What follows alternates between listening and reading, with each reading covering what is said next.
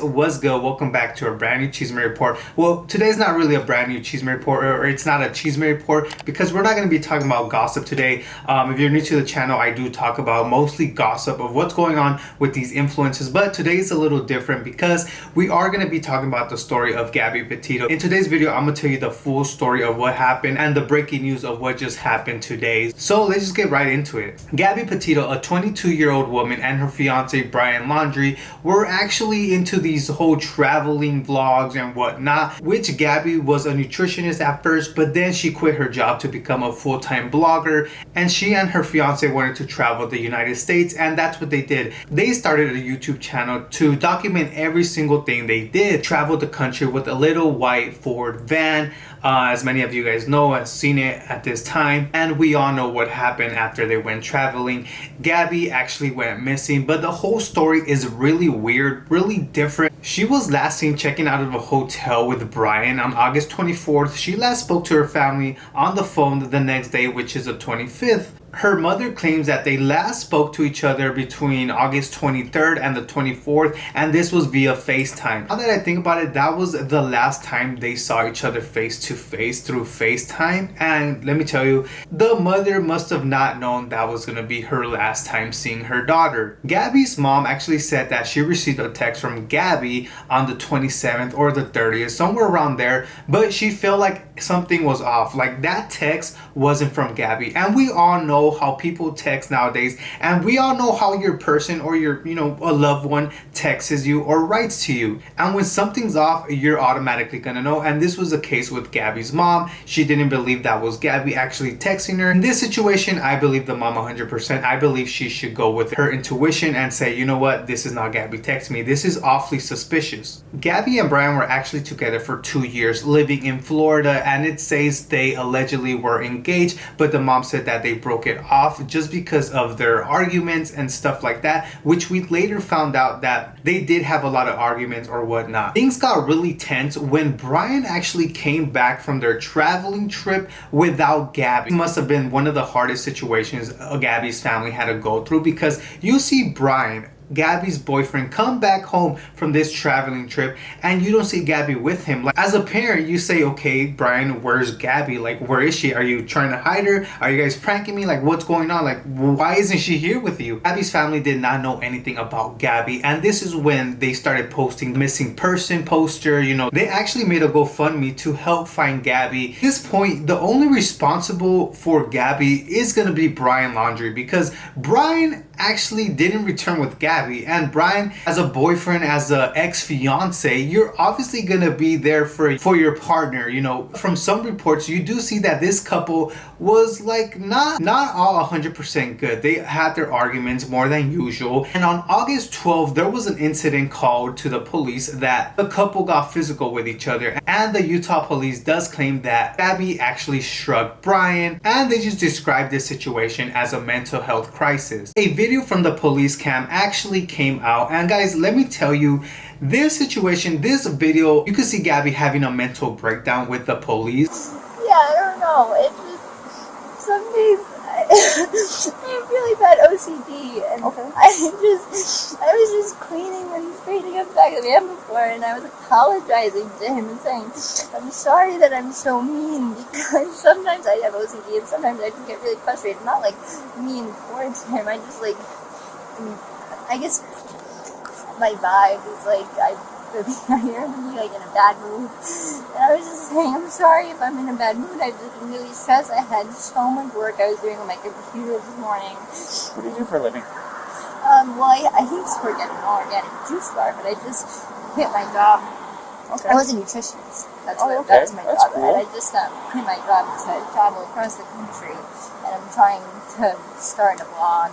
The police report also claims that Buren actually tried to push Gabby out of a moving car, which is like, okay, Come on, like that can seriously cause some injuries to Gabby. Like, what are you thinking, Brian? Gabby and Brian weren't this happy couple we all see on the internet, because like I tell you guys always on the CHISME reports, I do tell you guys that all these couples you see on the internet are kind of fronting. Like, they have to act a certain way in camera, and as of this couple, they weren't actually happy all the time. They had their arguments, as you know a couple does, but they had arguments more than usual. And at this time, Brian actually left Gabby in the wilderness and returned home without her. Like, dude, what do you think's gonna happen? Gabby's out there with animals, like creatures we don't see day-to-day basis, freaking, I want to say bears, you know, out in the wilderness, snakes, spiders, whatever, and you just return home, like safely home without her, without your ex-fiance. Like, wow. After Brian returns home, you see all these people, I don't want to say mobs, but you do see people outside of Brian's house, Brian's parents' house to be specific.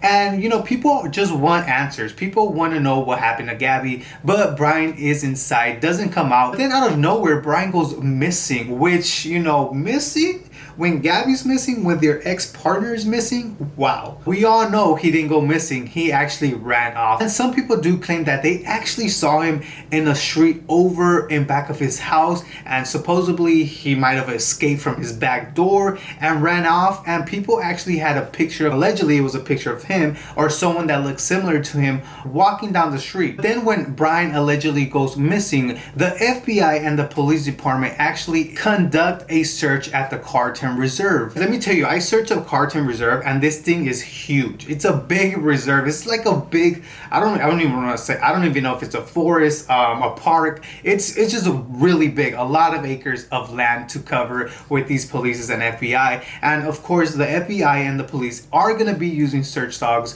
to find this creep. Brian's family actually claims that Brian actually entered that reserve earlier that week, and that's when we saw the Twitter post saying, you know, the police is going to conduct a search. But being Brian's family, how do you let him escape? You're gonna see Brian come home without Gabby? Aren't you gonna question your own son? Aren't you gonna keep him there at your house for answers? Let him talk to the police? But hey, it is what it is. If they wanna be in trouble or they wanna get in trouble, that's gonna be on them. The fact that he escaped police too, guys. Are police not doing their job now? Like, the family claims they haven't seen him in days, but Gabby's family is calling BS, saying, no, you know where he is. You better give us answers, because he's not missing. Gabby's the one missing. And like I always tell you, sometimes the internet could be a bad place, but in this situation, it was a good place for Gabby's family, because a lot of people were trying to help this situation, this matter, help Gabby's family find Gabby. And this TikToker actually came out with a few videos, and let me just tell you, this is a creepy situation, but at the same time, it helped, because this TikToker claims that she actually picked up Brian. Hi, my name is Miranda Baker, and on August 29th, my boyfriend and I picked up Brian at Grand Teton National Park at 5:30 at night at Coulter Bay. I'm hoping this can help someone identify him, because I saw him from TikTok, which then made me call the authorities, and my boyfriend and I have been in contact with a bunch of different people to help piece together different parts of this case. But we picked him up at Coulter Bay, like I said, at 5:30. He approached us asking us for a ride because he needed to go to Jackson, which we were going to Jackson that night. So I said, you know, hop in. He hopped in the back of my Jeep. We then, you know, proceeded to make small talk. But before he came in the car, he offered to pay us like $200 to give him a ride, like 10 miles. So that was kind of weird. He then told us he's been camping for multiple days without his fiance. He did say he had a fiance, and that she was working on their social media page back at their van. Then once, like, in conversation, I brought up, yep, like, we're going to Jackson. He freaked out. He's like, nope, I need to get out right now. You know, like, pull over. So we pulled over at the Jackson Dam, which I don't know if you know, like, Teton Park, but it's not very far from Coulter Bay. And if this does, like, reach people, I can post pictures of, you know, exactly where we were. We picked him up and the whole route or whatever, and, like, screenshots of, like, the timestamps. We dropped him off at 6:09 p.m. on August 29th. He kind of, like, hurried out of the car, and then he's like, okay, I'm just gonna go find someone else to, you know, hitchhike. And we're like, okay. it was a weird situation. So when we picked him up, he was wearing a backpack, he had a long sleeve, pants, hiking boots, and he had like scruff, but he didn't look dirty. For someone who was camping for multiple days, like, he didn't look dirty, he didn't smell dirty, so that part was kind of weird. And I'm just really hoping that they find her, and this helps someone, like, remember seeing him, or, you know, something like that. To clarify a few things that people are confused on still, when he asks for a ride, he has to go to Jackson, which, if you're familiar with the area, a lot of people call Jackson Hole Jackson. So that's why I said yes to giving him a ride. But you think any good hiker would know south and north. We were going south out of the park when he said he was camping north. He had told us that him and Gabby were not camping on a regulated campsite through the national park, that they were camping basically out in the middle of nowhere along Snake River. This is key information. He said that he had hiked for days along Snake River, but when, like, looking at his backpack, it wasn't full, and he said all he had was a tarp to sleep on, which, you think if you're going camping for days on end, you'd want food and a tent, and he had none of that. And like I said, he looked clean and didn't smell bad. So this is a view of the whole journey with Brian. So that's the top at the park at Coulter Bay, and then we drove him to this dam right here. Then at the dam, we dropped him off at this little turnout, and he said he was going to walk across the street to the parking lot, which was full of people, to continue hitchhiking and look for a ride, because he freaked out when I said Jackson Hole. He said we needed to pull over, even though Jackson and Jackson Hole are the same thing. It's the same town itself. This is the text I sent to my mom at 6:09, right when he got out of the car, saying I was okay, because she was freaking out.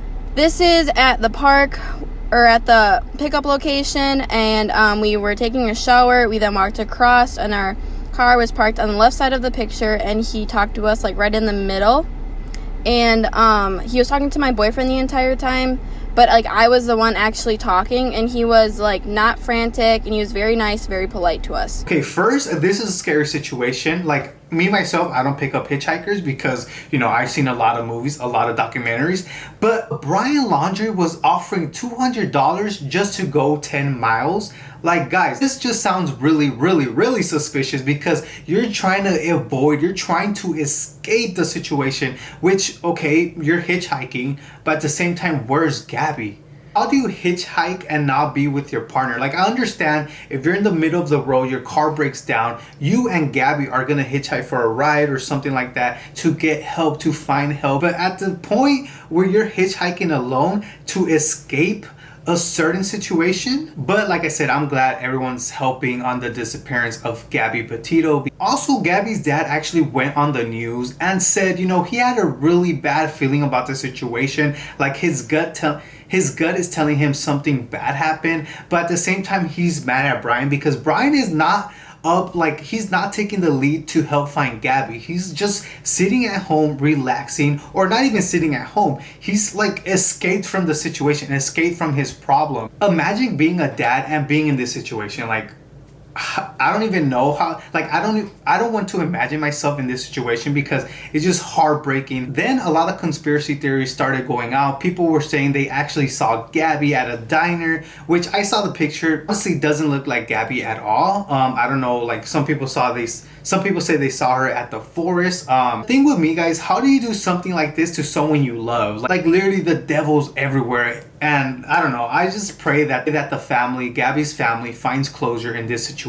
But then things get wilder, guys, because a YouTuber by the name of Red, White, and Bethune actually captured the white van in one of their footage. Most definitely Gabby Petito's Ford Transit van. It's kind of wild, like, it's insane a little bit, because we drove past, we actually weren't able to find any sights, and we ended up driving back through, saw it again, but here it is on the left. So, and I slowed it down so you can possibly see it a little bit better. But kind of freaky for a late Saturday evening, but we just kind of had a brain fart. Oh my God, there's that van. So if anybody can help, I know the FBI is looking for all the help they can get onto the case. And then people start claiming that you could see Brian digging a hole in back of the van, which, guys, I honestly didn't see anything. You can't really tell if there's someone behind the van. But at the same time, people allegedly saw Gabby Petito's flip-flops and cell phone by the van. And that's when this footage or this thing led to the police finding Gabby's body. First and foremost, on behalf of the FBI personnel and our partners, I would like to extend sincere and heartfelt condolences to Gabby's family. Joe and Tara Petito, and Jim and Nicole Schmidt. As every parent can imagine, this is an incredibly difficult time for the family and friends. Our thoughts and prayers are with them. We ask that you all respect the privacy as they mourn the loss of their daughter. Which is so heartbreaking, guys. But like I said, sometimes the internet could be, used for bad things. But in this situation, it was used for good things because everyone wanted to help in this missing person case. And I just really feel bad for her family because they had to go through this. I believe it was close to, I want to say, a month looking for Gabby. But as of right now, the police have detained Brian's parents, and they're treating that house like a crime investigation, searching, tearing it apart, looking for clues of what happened, of what really happened. Did Brian have something to do with this or not? And guys, keep in mind, Gabby was only 22 years old. A lot of life to live. And my gut is telling me that Brian Laundrie 100% did something or knows something about the situation, because you're not just gonna leave someone out in the wilderness and just come home alone. No, if you love that person, you're gonna come home, but to get help, or I don't know, just get help in general to find that person, lead this investigation, or just help the police in general. Praying for Gabby's family. Hopefully they find the closure they need. And as of for Brian, I feel like, they're gonna find him one way or another. But like I said, justice will be served. And prayers go out to the Petito family because this is a very hard situation to go through. But I will see you guys tomorrow or in the next CHISME report. Thank you guys so much for watching. I'm Danny and I'm out. Peace.